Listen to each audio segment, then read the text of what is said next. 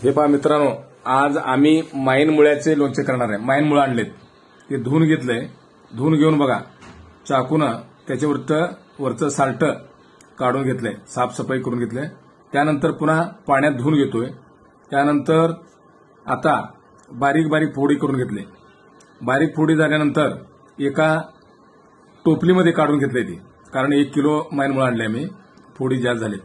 टोपलीमध्ये काढून घेऊन त्यानंतर आम्ही धने, मेथी, मोहरी हे बारीक करून एका ताटात घेतले। ते आता आपण ह्या माईन मुळ्याच्या फोडीवर ओतून घेतोय।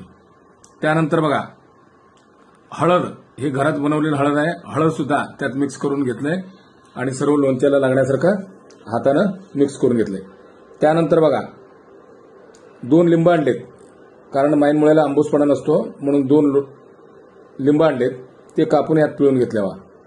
त्यानंतर आता एका पातेल्यात आम्ही तेल कडवून घेतलंय, गोडे तेल, त्यात तांबडी तिखट टाकून ह्याच्यावर ओतून घेतलंय आणि ते नंतर हाताने मिक्स करून ठेवलेलं आहे।